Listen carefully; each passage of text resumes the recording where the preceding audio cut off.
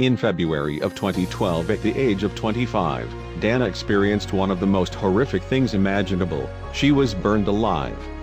The Australian survivor has recently released a memoir titled Worth Fighting For, documenting her story of strength and survival.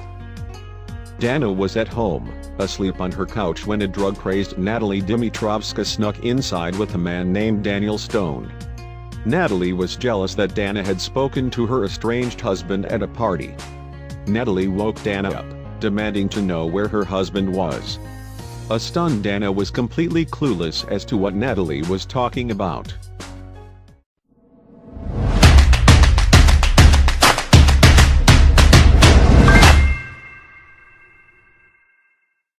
The crazed woman grabbed a candle that contained an extremely flammable methylated spirit.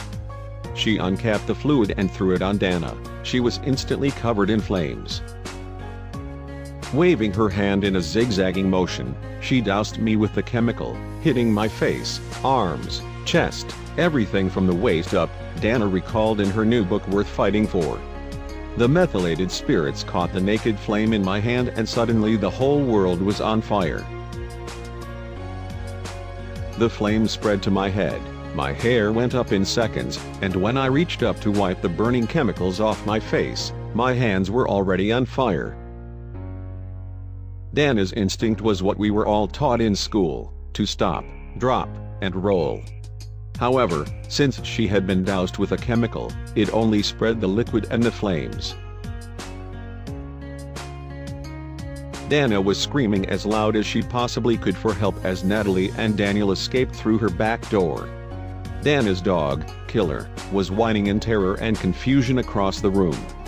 She managed to open her front door and run across the hall to kick on the neighbor's door, but no one answered.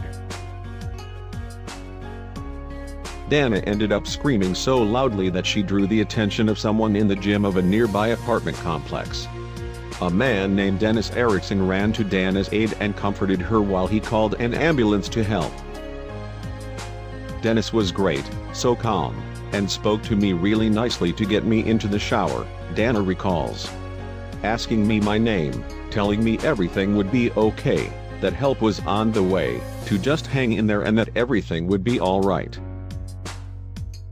After being taken to the hospital by an ambulance, Dana would spend the next 2 days in a coma. During her coma, Dana remembers having dreams about her sister Svetlana. When she finally regained consciousness, her sister was there singing Whitney Houston's Step by Step, a song they both loved while growing up.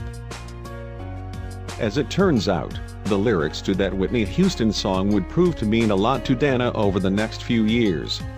Her recovery was going to be long and hard, but she would power through it and survive one day at a time. Natalie Dimitrovska received a jail sentence of 17 years, while Dana would undergo hundreds of surgeries to help the third-degree burns over 2/3 of her body.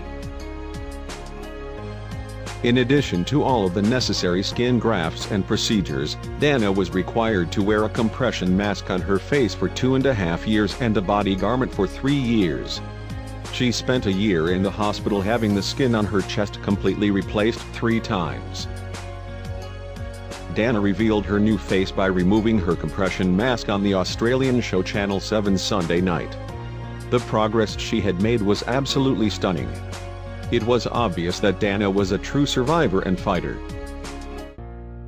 Dana calls herself a bit of modern-day Frankenstein, and feels that she's living proof of what modern medicine can do.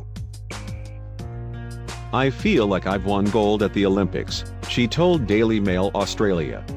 "It's taken a lot of hard work to get here. It's been a 5.5-year journey." You can find out more about Dana's story by purchasing her memoir or reading more at her website. It's an amazing story of perseverance and strength.